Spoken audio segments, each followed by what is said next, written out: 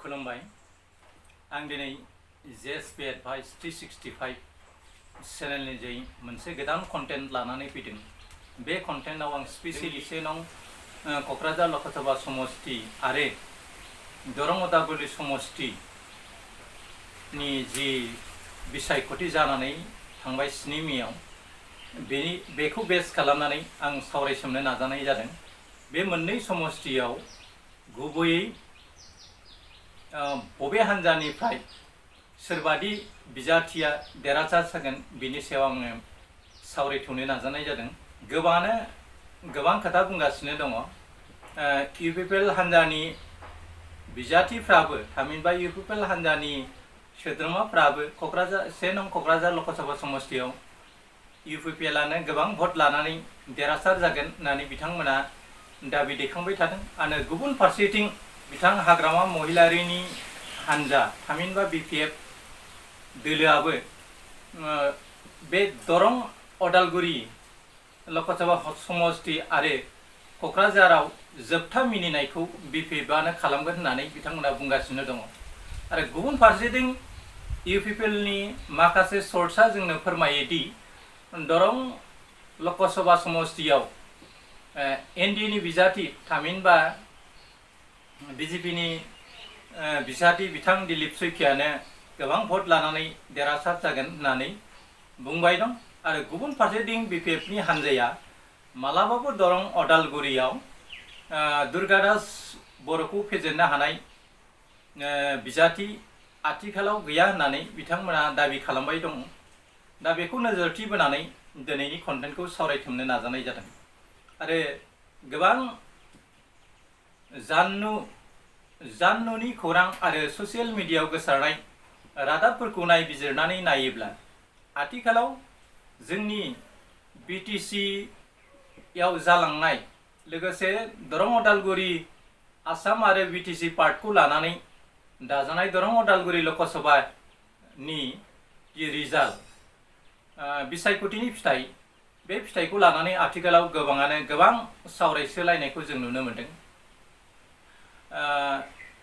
जेसेनो बिसायख'थिनि रिजाल्ट होनायनि समा खाथि सफैबाय दङ बे बुब्लियावनो गोबाङानो गोबां सावरायसोमनाय लादों। आरो जाननु टिभि सिरियालफ्राव गोबां ससियेल मिडियाफ्राव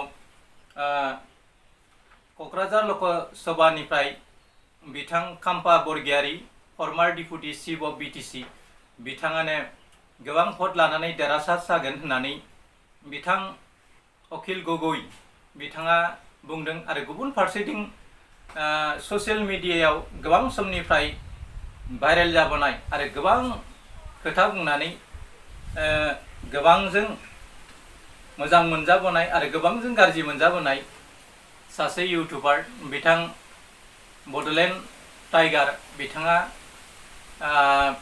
दरं उदालगुरि आरो क'क्राझाराव इउपिपिएलआ जेननाया रोखा जाबाय बेखौ लानानै बिथाङा ससियेल मिडियायाव एबा इउटुबाव बिथाङा रसगुल्ला जानानै दिन्थिनायखौबो जों नुनो मोन्दों। दा बेफोरखौ सोरगिदिं बिथिंखौ नायोब्ला रावबो हान्जायानो एक्सुवेलि गावनि दोलोनि बिजाथिखौ जेननायखौ हास्थाया। मानोना बिसायख'थि समाव गोबां दैदेनगिरिफ्रा गावनि बिजाथिखौ देरहासार खालामनानै गावनि गामि ओनसोल नोगोर आरो समाजखौ फोसाबनायनि गिदिर बिबानखौ बानस'नानै लानो नाजाबोयो। आरो बेखौ नोजोरथि बोनानैनो बिथांमोना गाव मोजां मोननाय दोलोजों नांथाबनानै खामानि मावो। दा जोंनि बर' कमिउनिटिनि खोथाखौ साननानै नायोब्ला जोंनि बर' कमिउनिटिया आथिखालाव बांद्राय कमार्शियेल पलिटिक्स खालामनायनि सम नङा। मानोना जोंहा मोनसे इस्यु दं जाय इस्युखौ बेस खालामनो बर' जाथिया थांनानै दं, खौसे जानानै दं। बे इस्युखौ गोगा खालामनानै माखासे दैदेनगिरिफ्रा दिनै ग्राउन्ड पलिटिक्स खालामनानै मन्त्रि एमएलए जाबोनानै गोबाङानो कौटि थाखानि बिगोमा जाबाय। गोबाङानो मुम्बाइ, दिल्ली, गुवाहाटी, केलकाता, क'क्राझारफ्राव गोबां दालान लुबाय। दा बेखौ नोजोरथि बोनानै नायोब्ला बेनो जोंनि थाखाय थोजासे नङा। हारिया थांनानै थानो हायाब्ला नोंथाङा करोड़पति एबा कौटि थाखानि बिगोमा जाना मा जानो। बेनिखायनो जों दा कमार्शियेल पलिटिक्सनि जानथायाव थानानै जों हारिखौ माब्रै मोजां रोखोमै दैदेनलांनो हायो बेखौ नोजोरथि बोनानै जों पलिटिक्स खालामनायनि गोनांथि दङ। गुबुन फारसेथिं थांनाय 7 मेआव जानाय जि एमपिनि बिसायख'थि बे एमपिनि बिसायख'थियाव गोबां गाग्लोबलायनाय बुलायनाय अन्थाइ खुबैलायनाय सोरनिबा गारि बुफायनाय आरो सोरखौबा जोनाय सोरखौबा सोमानाय बायदि सावगारिफोरखौ जों नुनो मोनबाय। एक्चुअली बर'फ्रा सुबुं दाराखान्थिजों खुंजानाय बे भारत हादराव गणतन्त्रनि मोनथिनाखौ बाहायनायाव गोबां बिथिङावनो फैलार जादों होननानै बुंनांगोन। नंगौ इलेक्शनाव जुक्ति तर्कनि दावहाया जायो, नाथाय बेखौ लानानै सिरिया सोरखौबा गाग्लोबनाय सोरखौबा बुथारनाय सोरनिबा न'आव अन्थाइ खुबैनाय बेफोर जानो नाङा। बेफोरो गणतन्त्रनि मोनसे नमुना नङा। रायजोआ जायखौ मोजां मोनो बेनो बिथांमोना भट होगोन आरो बेखौ जर जुलुमै सोरबाया सोरखौबा मदद खालामहोनो हाया। भट होनाया गावनि गोसोनिसो खोथा। दा बियो जेखि जादोला फैगौ बुब्लियाव जाहाथे बेबायदि थासारि सोमजिया बेखौ नोजोरथि बोनानै जोङो पलिटिक्स खालामनो नाजानांगोन आरो बर'फ्रा कमार्शियेल पलिटिक्सनि जानथायाव थानानै जुदि खामानि मावनो हायाब्ला जोंनि बर' जातिखौ हमथाना लाखिनाया खोब गोब्राबसै। मानोना फारि फारि दिनै बर'नि गोबां मोनथायफ्रा गोमालांनो हमदों। बे मोनथायफोरखौ लाबोफिननो थाखायनो गोबां सिनियर सिटिजेनफ्रा दिनै नाजादों। बेयो जोंनि थाखाय खोब मोजां लैखोन। दा जियानो जादोला आं दरं अदालगुरि लकसभा आरो क'क्राझार लकसभायाव सोरबादि बिजाथिया देरहागोन बेखौ लानानै जोंनि JSB एडभाइजरी 65 चेनेलनिफ्राय जोंनि टीमा क'क्राझार लकसभा समष्टि आरो दरं अदालगुरि समष्टियाव गोबां नायसोमनाय जादोंमोन आरो बे नायसोमनानै मोननाय रिपर्टजों लोगोसे बे दरं अदालगुरि आरो क'क्राझार लकसभायाव नांजाबनानै थानाय BPF आरो UPPL आरो BJP आरो कंग्रेसनि गोबां बुथ कमिटिनि आरो लिडारफोरखौ लोगो हमनानै जा हिसाब निकासखौ लानाय जादों रिपर्टखौ कालेक्शन खालामनाय जादों बेखौ नोजोरथि बोनानैसो दिनैनि कन्टेन्टखौ आं सावरायनो नाजानाय जादों।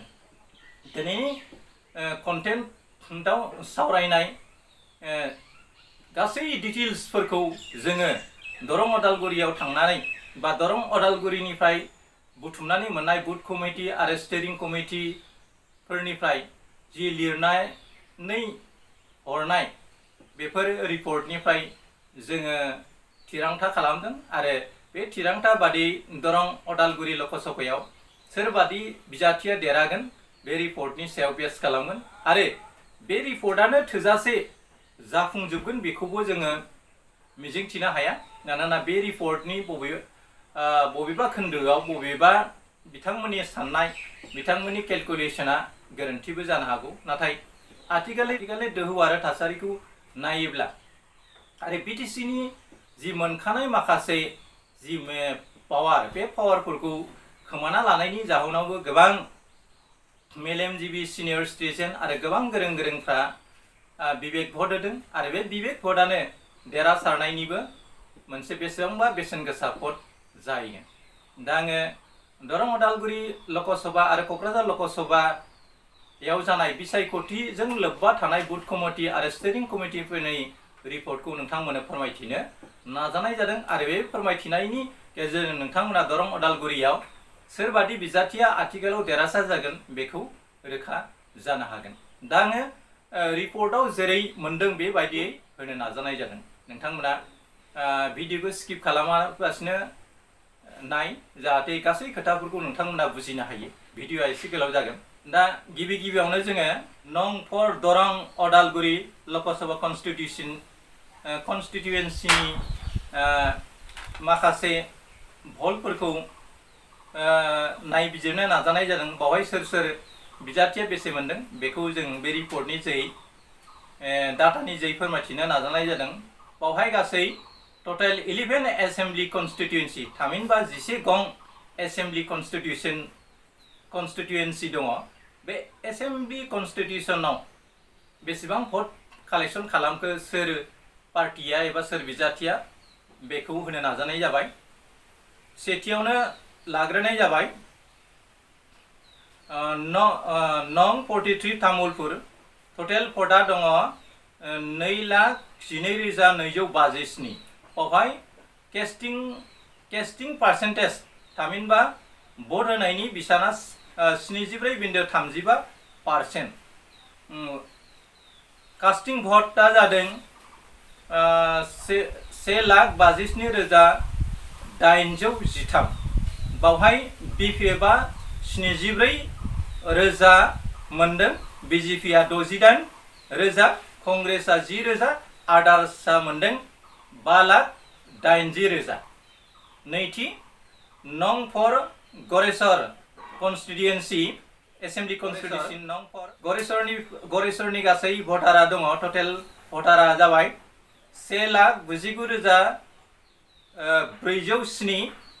बावहाय भटनि पार्सेन्टेजआ जादों 76.80% आरो गासै भटखौ होनाय जादोंमोन 1,53,145।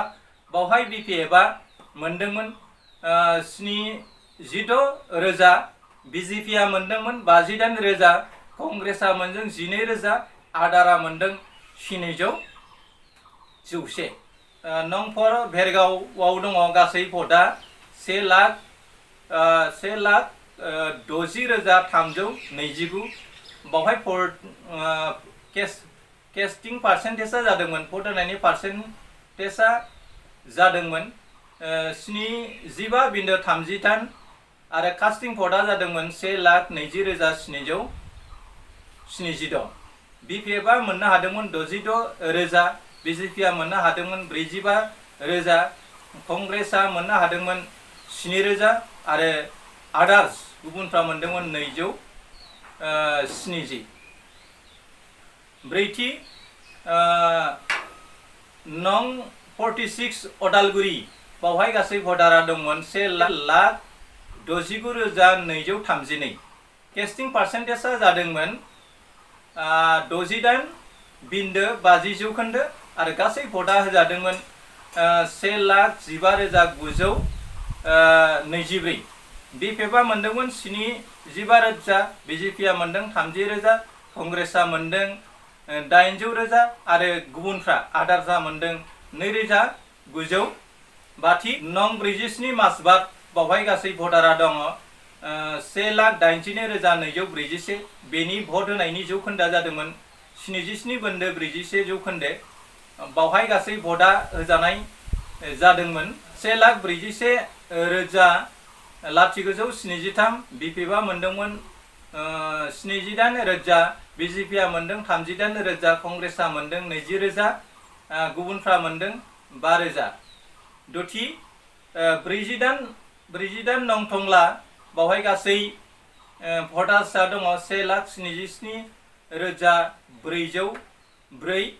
बावहाय गासै भटनि पार्सेन्टेजआ जादोंमोन 74.60% आरो बावहाय गासै भटआ होजानाय जादोंमोन 1,32,343 आरो BPFआ बावहाय मोननो हादोंमोन 70,000 70,000 आरो BJPआ मोननो हादों 44,000 आरो कंग्रेसआ मोननो हादों 15,000 आरो गुबुनफ्रा मोनदों 3,300।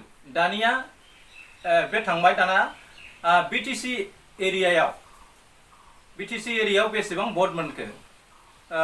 नं 49 सिपाझार समस्तियाव गासै भटआ दङ 2,04,747। बावहाय भट होनायनि बिसाना जौखोन्दोआ जादोंमोन 79.50%। बावहाय गासै भटआ होजानाय जादोंमोन 1,62,775 आरो BPFआ मोननो हादोंमोन 28,000 आरो BJPआ मोननो हादोंमन 80,000, कंग्रेसआ मोननो हादोंमन 48,000 आरो आदार्सआ मोनदोंमोन 6,700। दाइनथियाव दङ 50 नं मंगलदै समस्तिनिफ्राय। मंगलदै समस्तियाव गासै दङ 1,95,363। बिनि भटनि पार्सेन्टेजआ जादोंमन 82.60% आरो गासै भटआ होजानाय जादोंमन 1,61,370। बावहाय बिपिएफआ मोननो हादोंमोन 35,000, बिजेपिआ मोननो हादोंमोन 70,000 आरो कंग्रेसआ मोननो हादोंमन 50,000 आरो आदार्सआ मोननो हादोंमोन 6,300। गुथि 51 नं मंगलदै बे मंगलदै समस्तियाव गासै भटार्सआ दङ 2,97,846। बिनि जौखोन्दो भट होनायनि बे जौखोन्दोआ पार्सेन्टेजआ 86.70। बावहाय गासै भटआ होजानाय जादोंमोन 2,58,232। बावहाय बिपिएफआ मोनदोंमोन 90,000, बिजेपिआ मोनदोंमोन 30,000, कंग्रेसआ मोननो हादोंमोन 1,35,000 आरो गुबुनफ्रा मोनदोंमोन 3,200। दानिया फैदो जिथि 31 नं रङियानिफ्राय। रङिया समस्तियाव गासै 2,70,588 भटार्सफोर दङ।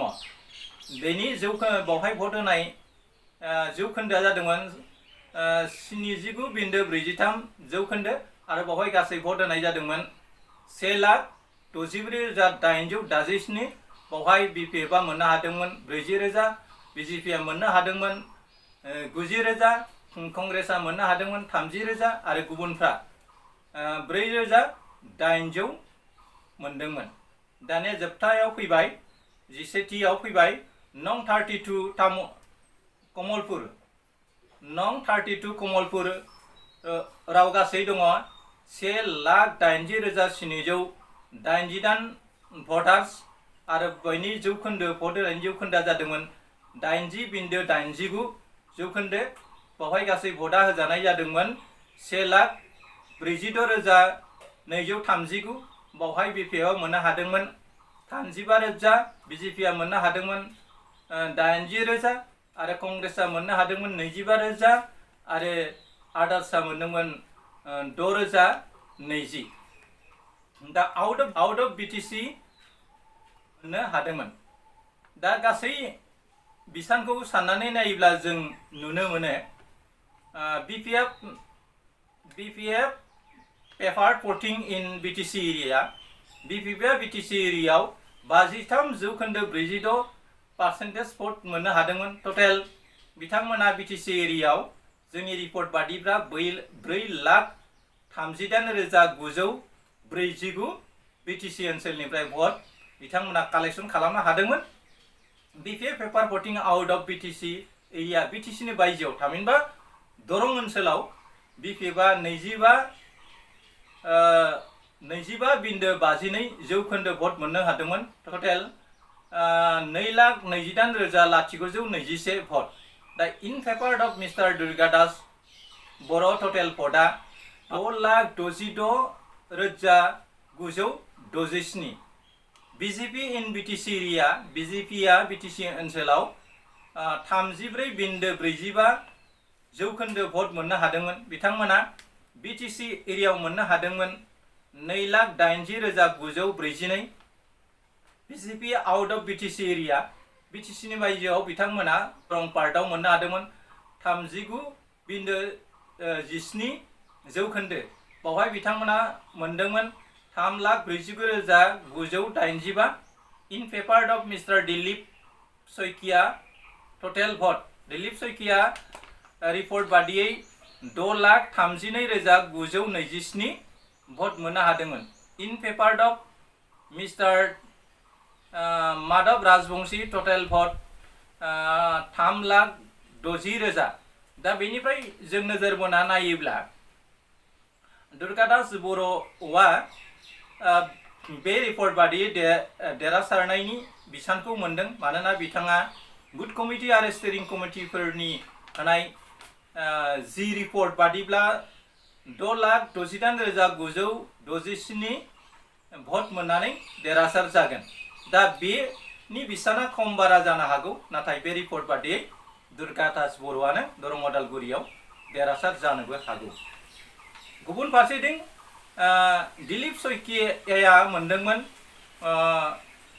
6,32,927 आरो कंग्रेसनि बिजाथि बिथां माधव राजबंशीया टटेल भट मोननो हादोंमोन 3,60,000 दा सेथियावनो दं दुर्गा दास बर', नैथियाव दङ बिथां दिलीप सैकिया, थामथियाव दङ बिथां माधव राजबंशी।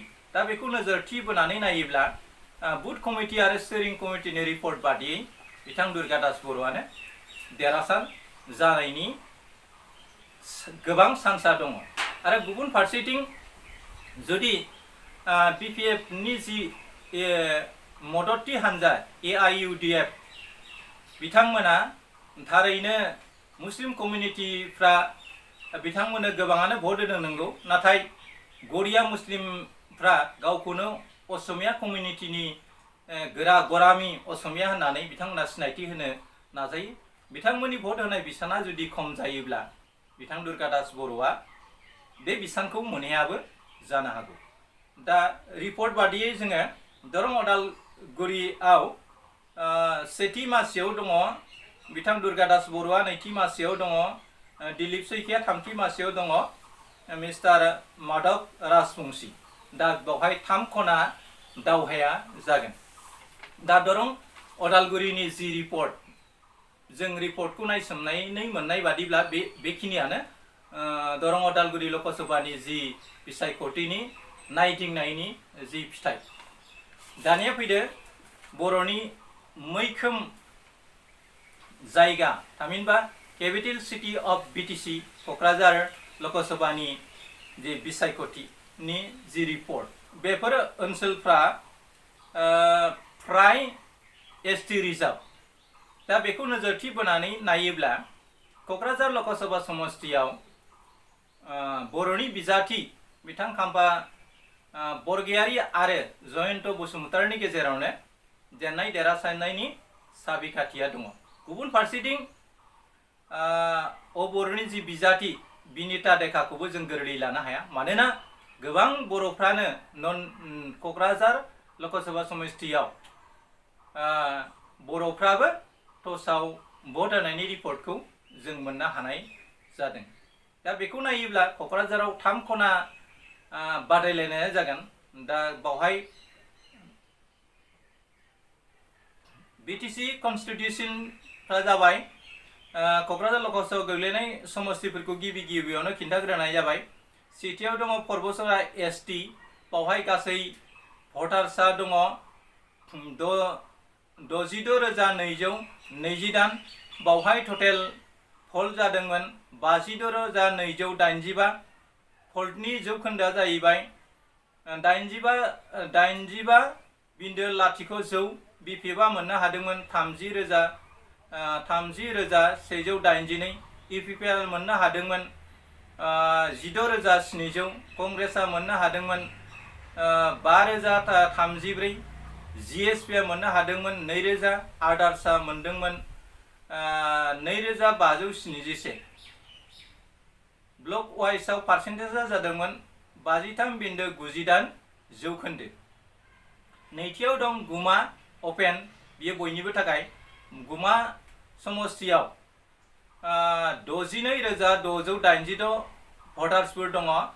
बेवहाय भटआ होजादोंमोन 54,551। भल्टनि जौखोन्दोआ जादोंमोन 87.02।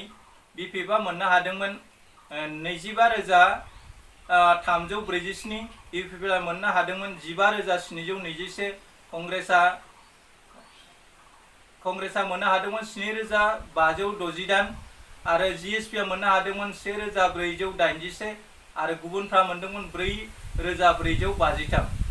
ब्लक वाइजआव नायोब्ला बिनि पार्सेन्टेजआ 46.46%। दानिया फैदो श्रीरामपुर नन ST, बावहाय गासै भटारा दङ 44,502। बावहाय गासै भटआ होनाय जादोंमोन 3,19,079। बावहाय बेनि जौखोन्दो भट होनायनि हारा जाबाय 76.13। BPFआ मोननो हादोंमोन 8,600। EPPLआ मोननो हादोंमन 6,000। कंग्रेसआ मोननो हादोंमोन 10,500। जिएसपिया मोननो हादोंमोन 1,500 आदार्सआ मोनदोंमोन 5,279 ब्लक वाइसआव बिनि पार्सेन्टेजआ 25.18 जादोंमोन। बिनि उनाव दङ जमदुवार एसटी बिनि गासै भटारा जाबाय 46,280 गासै भटा होजानाय जादोंमोन 3,54,024 भट होनायनि हारा जाहैबाय 76.54 बावहाय बिपिएफआ मोननो हादोंमोन 12,944 इउपिपिएलआ मोननो हादोंमन 80,000 कंग्रेसआ मोननो हादोंमोन 7,000 जिएसपिआ मोननो हादोंमन 60,000 आरो गुबुनफ्रा मोननो हादोंमोन 2,380 ब्लक वाइसनि जौखोन्दो बादिबा 34 जौखोन्दो भट जादोंमन। बेनि उनाव दं बाथि सराइबुल एसटी बावहाय गासै भटारा दङ 59,932 आरो बावहाय गासै भटा होजानाय जादोंमोन 48,914 जौखोन्दोआ जाहैबाय 81.62 बावहाय बिपिएफआ मोननो हादोंमोन 22,642 इउपिपिएलआ मोननो हादोंमन 15,457 कंग्रेसआ मोननो हादोंमन 5,715 आरो जिएसपिआ मोनदोंमोन 1,395 आरो गुबुनफ्रा मोनदोंमोन 1,680 ब्लक वाइसै 46.29 जौखोन्दो भटनि हार। दानिया फैदो फकिराग्राम नन एसटी बावहाय भटारा दङ फकिराग्राम नन एसटी 74,000 भटार्स दं बावहाय गासै भट होनाया जादोंमोन 69,346 भट होनायनि जौखोन्दोआ 91.71 बावहाय बिपिएफआ मोनदोंमोन 29,000 इउपिपिएलआ मोननो हादोंमोन 17,000 आरो कंग्रेसआ मोनदोंमोन 8,000 जिएसपिआ मोनदों 10,000 आरो गुबुनफ्रा मोनदों 8,346 जौखोन्दोआ ब्लक वाइसआव 41.32 जादों। दानिया फैदो दतमा एसटी दतमा एसटीआव गासै सुबुं बिसाना दंमोन 4,23,700 बावहाय भट होजादोंमोन 69,346 भल्टनि जौखोन्दोआ 81.76 आरो बिपिएफआ मोननो हादोंमन 21,002 आरो इउपिपिएलआ मोननो हादोंमन 13,200 कंग्रेसआ मोननो हादों 8,443 जिएसपिआ मोनदों 3,500 आरो आदार्सआ मोनदों 600 ब्लक वाइसआव नायोब्ला 44.94%। दानिया दतमा एसटी बावहाय भटारा दङ 42,370 आरो बावहाय गासै भट होजानाय जादोंमोन 3,05,074 जौखोन्दोआ 82.73 आरो बिपिएफआव मोननो हादोंमोन 16,662 आरो गुबुनफ्रा बे इउपिपिएलआ मोननो हादोंमोन 12,856 कंग्रेसआ मोननो हादोंमोन 1,110 कंग्रेस जिएसपिआ मोननो हादोंमोन 14,191 आरो गुबुनफ्रा 291 बेनि ब्लक वाइसआव पार्सेन्टेजआ 47.40। बनरगाव एसटी बावहाय भटार्सआ दङ 8,889 बावहाय गासै भटा होजानाय जादोंमोन 4,94,706 बेनि जौखोन्दोआ जादोंमोन 85.17 बावहाय बिपिएफआ मोननो हादोंमन 15,481 आरो इउपिपिएलआ मोननो हादोंमन 16,821 आरो कंग्रेसआ मोननो हादोंमन 1,057 आरो आदार्स गुबुनफ्रा मोननो हादोंमन 2,791 बेनिफ्राय आदार्सआ 1,552 ब्लक वाइसआव 51.51। देबरगाव एसटी बावहाय गासै भटारा दङ 66,562 जौखोन्दो बावहाय भटा होजानाय जादोंमोन 5,57,090 जौखोन्दोआ 81.83। बिपिएफआ मोननो हादोंमन 29,010 इउपिपिएल मोननो हादोंमोन 21,210 आरो कंग्रेसा मोननो हादोंमोन 1,051 आरो जिएसपिआ मोनदों 3,054 आरो गुबुनफ्रा मोनदों 1,453 ब्लक वाइजनि पार्सेन्टेज जाबाय 51.59। बेनि उनाव बावखुंग्रि एसटि बावहाय दङ 5,256,000 भटआ होजानाय जादोंमोन 4,14,068 बावहाय गासै जौखोन्दोआ 81.83 जादोंमोन। बिपिएफआ मोननो हादोंमोन 29,010 आरो इउपिपिएलआ मोननो हादोंमोन 21,230। कंग्रेसआ मोननो हादोंमोन 1,051 आरो जिएसपिआ मोननो हादोंमोन 1,054 आरो गुबुनफ्रा मोनदोंमोन 1,453। दानिया फैबाय बावखुंग्रि एसटि बावहाय दङ 5,02,056 गासै भटआ जादोंमोन 4,14,068 दिनै जौखोन्दोआ 82.51 जादोंमोन।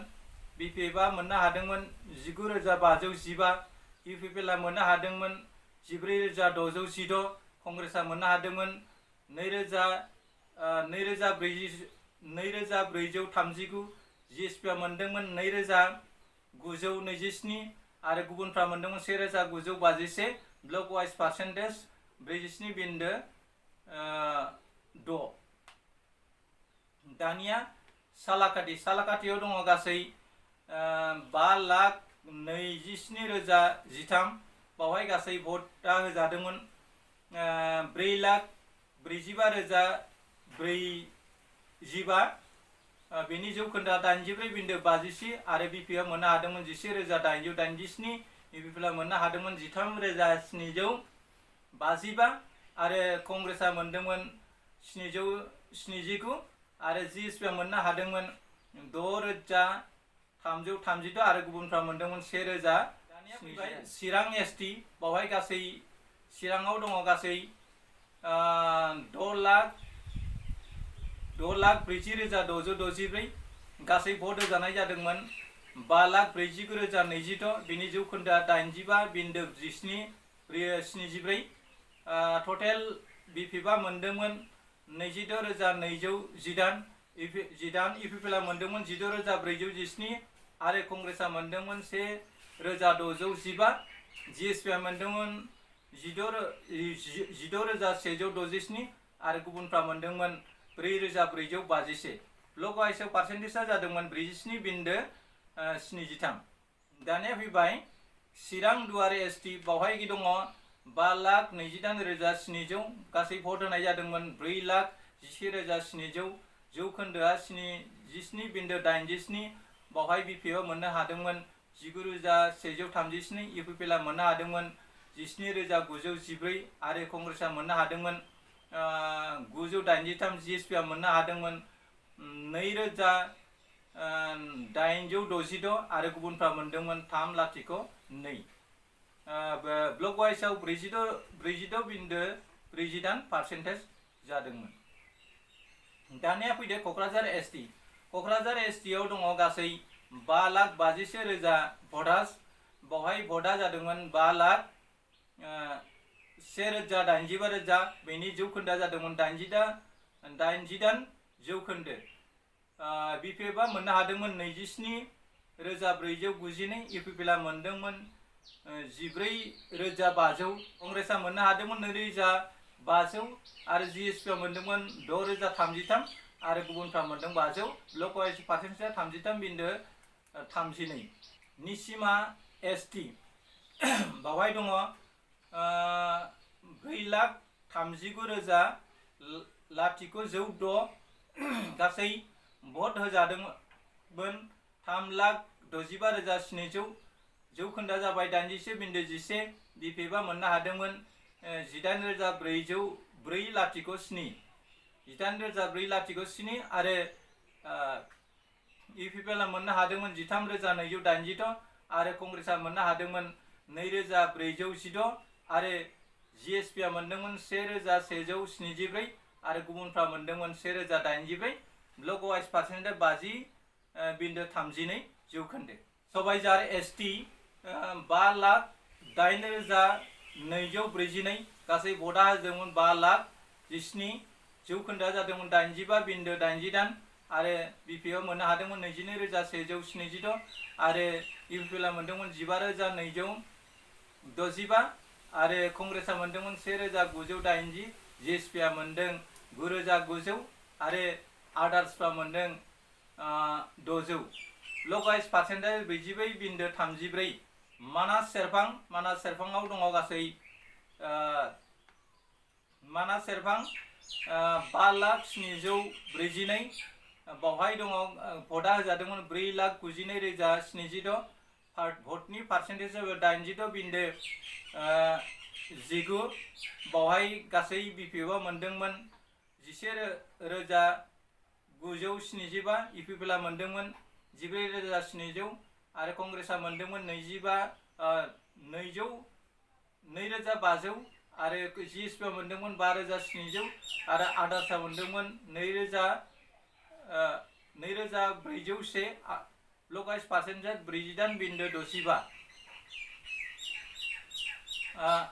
थुरिबारि अपिनियन बावहाय दंमोन 5,82,005 बावहाय गासै भटा होजादोंमोन 5,751 बेनि गरा हारा जाबाय 87.11 बिपिएफआ मोननो हादोंमन 21,721 इउपिपिएलआ मोननो हादोंमन 10,451 कंग्रेसआ मोननो हादोंमन 11,505 जिएसपिआ मोनदोंमन 1,961 आरो आदार्सआ मोनदोंमन 3,75,000 लगाइसआव 42.83% मथंगुरि अपेन बावहाय दंमोन 7,56,84 बावहाय गासै भटा होनाय जादोंमोन 6,17,079 आरो बिनि जौखोन्दोआ 84.72 आरो गासै बिपिएफआ मोनदोंमोन 44,998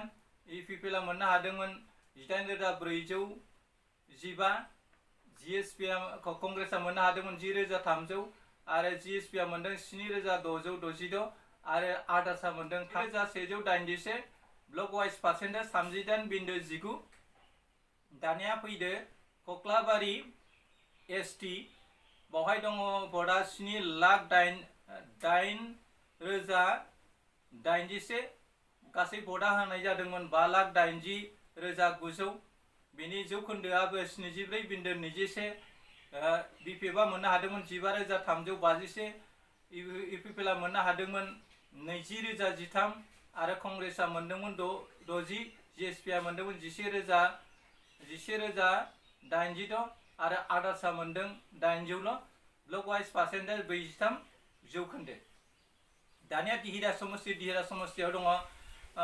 7,02,255 बावहाय गासै भट होनाय जादोंमोन 5,80,900 बावनि जौखोन्दोआ 74.21 बावहाय बिपिएफआ मोनदोंमन 15,151 आरो इउपिपिएलआ मोनदोंमन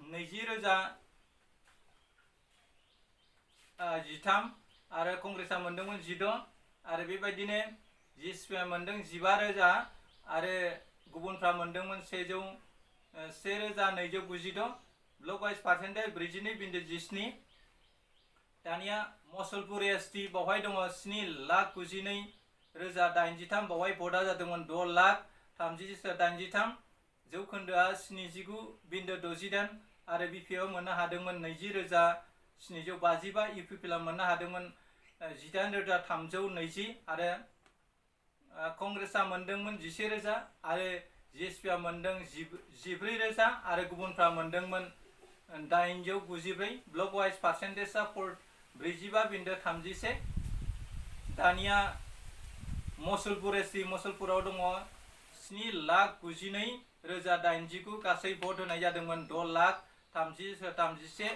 बेनि जौखोन्दोआ जादों 79.68 बिपिएफआ मोननो हादोंमन 20,755 इउपिपिएलआ मोननो हादोंमन 18,320 आरो कंग्रेसआ मोननो हादोंमन 1,000 आरो जिएसपिआ मोननो हादोंमन 1,400 गोरोन्थि जादों 14,000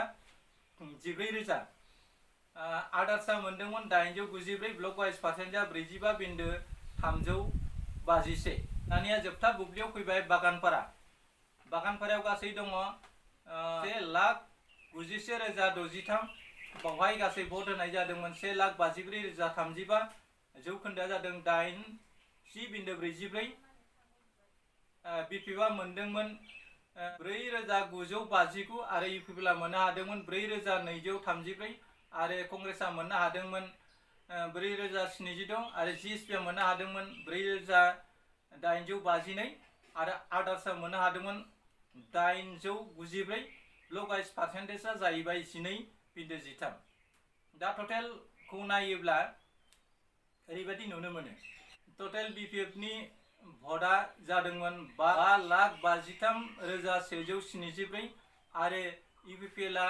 3,69,730 आरो कंग्रेसआ गासै 1,362 आरो जिएसपिआ 1,48,144 आरो आदार्सआ 52,833 दा बेखौ नोजोरथि बोनानै नायोब्ला जयन्त बसुमतारी आरो खाम्फा बरगयारिनि गेजेरावनो देरहानाया जेननाया नांथाबगोन आरो बे रिपर्ट बादियैब्ला बिथां खाम्फा बरगयारियानो former deputy chief of BTC बिथाङानो क'क्राझार लकसभानिफ्राय देरहासार जागोन होननानै जों मिजिंथिनो हायो दा गासै दरं अदालगुरि आरो लकसभानि जि नायसोमनानै मोननाय जि रिपर्ट बेखौ नोंथांमोननो फोरमायनो नाजानाय जाबाय आरो फैगौ बुब्लियाव क'क्राझार लकसभानिफ्राय बिथां खाम्फा बरगयारिखौनो देरहासार जागोन होननानै जों बुथ कमिटि आरो स्टेरिं कमिटिनि रिपर्ट बादियै मिथिनो मोन्दों आरो गुबुन फारसेथिं दरं अदालगुरि लकसभानिफ्राय दुर्गादास बर'आबो बेनिफ्राय देरहासार जागोनखौ जों नुनो मोनो नाथाय दरं अदालगुरि लकसभायाव दुर्गादास बर'आ जुदि गरिया मुसलमानफ्रा मोजाङै भट होदोंबा देरहासार जागोन आरो गोरियाफ्रा थामहिनबा गोरिया मुसलमानफ्रा बिथांनो भट होनायनि जानथायाव थानानै जुदि बिजेपिनि होदोंब्ला बिथां दिलीप सिकैयाबो बावहाय देरहासार जानायनि गोबां चान्सआ दं नोंथांमोना नेनानै थादो 4 मेआव सोरनि खाफालाव फुदुम बिबारा बारो बेखौ जों नेनानै थानांसिगोन दा जोंनि रिपर्ट बादिब्ला क'क्राझार लकसभायाव बिथां खाम्फा बरगयारि आरो दरं अदालगुरि लकसभायाव बिथां दुर्गादास बर'आ देरहासार जागोनखौ जोंनि रिपर्ट बादियै जों मोन्दों दा बिथांमोना आंनि चेनेलखौ साबस्क्राइब खालामना लानो थाखाय खावलायनाय थाबाय जोबथा बुब्लियाव नोंथांमोननिसिम फिन आंनि अननाय आरो मोजां मोननायखौ बावहरनानै दिनैनि दरं अदालगुरि लकसभानि रिपर्ट आरो क'क्राझार लकसभानि रिपर्टखौ बुथ कमिटि आरो स्टेरिं कमिटिनिफ्राय मोननाय रिपर्टफोरखौ आङो दिनैनि बे कन्टेन्टनि जै नोंथांमोननो दैथायहरबाय नोंथांमोना बेखौ फरायथौनायनि गेजेरजों नोंथांमोना सोरबायदि बिजाथिया देरहागोन बेखौ रोखा नुनो मोनगोन एसेनोसै गोजोन्थों खुलुमबाय जै बर' हारिनि जै बर'